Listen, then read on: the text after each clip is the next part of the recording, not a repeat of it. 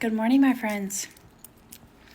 Welcome to Coffee with Lilli. Today I wanted to talk about how do we get the intimacy that we want. And what I can tell you that it's not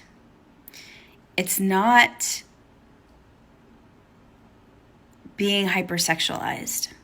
I feel like these days has a little bit of a bad rap and a bad definition, because I think that it is, it connotates that there's a connotation around sexual intimacy.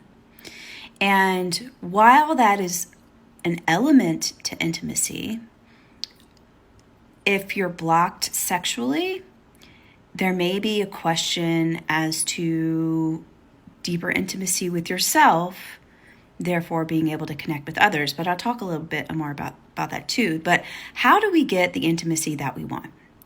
I don't think it's being hypersexualized, which we see a lot here on these platforms.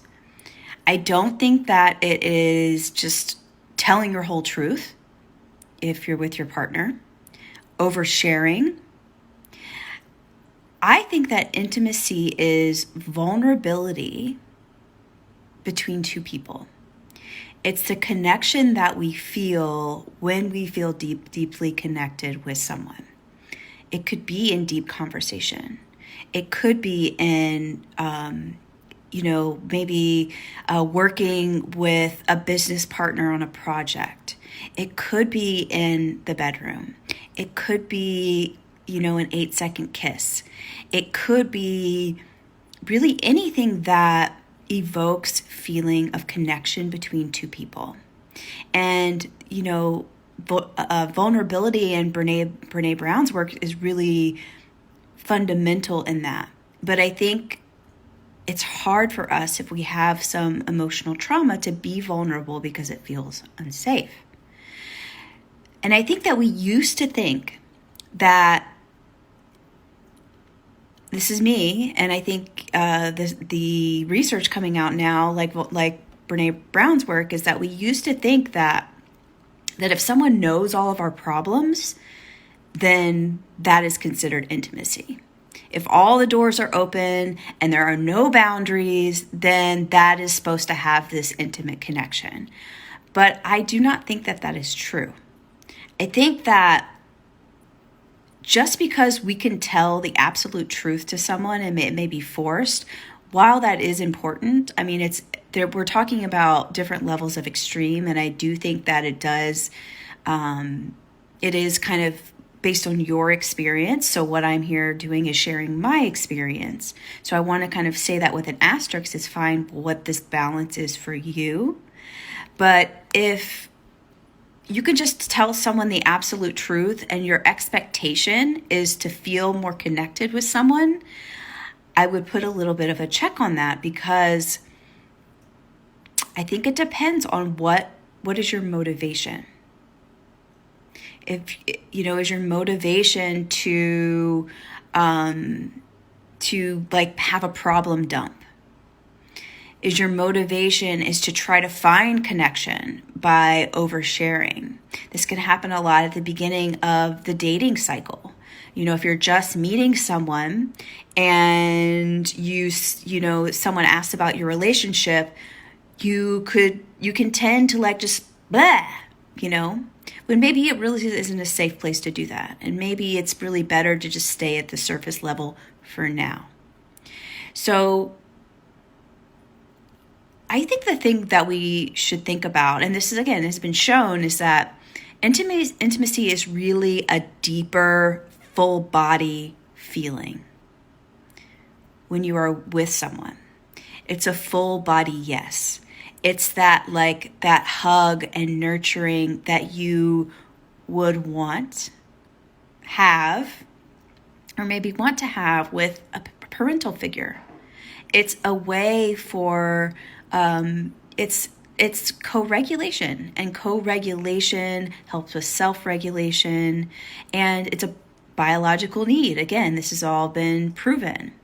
And back in the day, I don't know if you're familiar with like Dr. Spock, but he basically said, and it was through my upbringing, he basically said that just, let your baby cry in the crib and they'll cry themselves to sleep. That in order to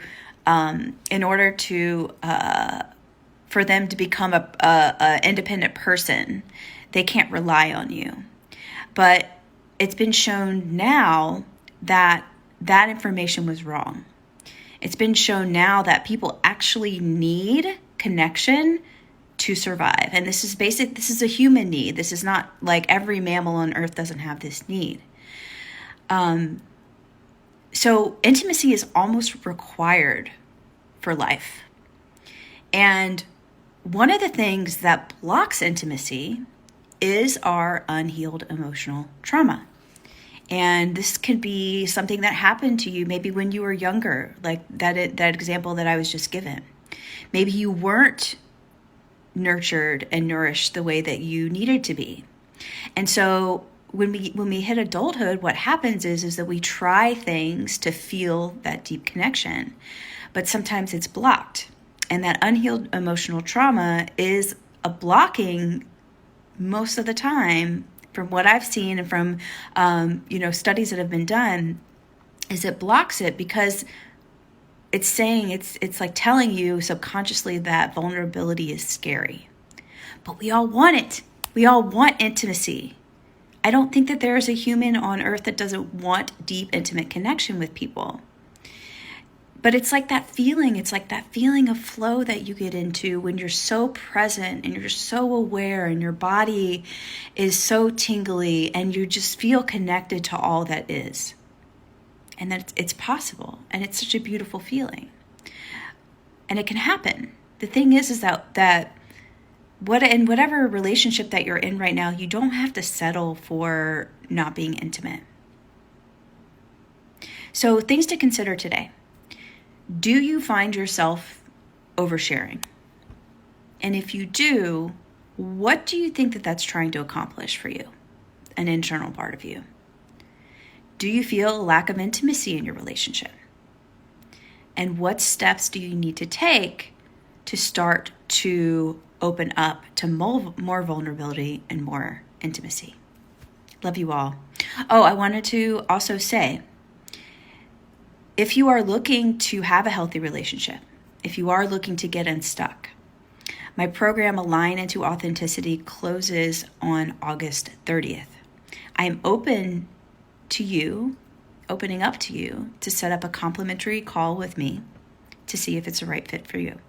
You can find the link in my bio to schedule a chat, and I would really look forward to meeting you. Bye, y'all.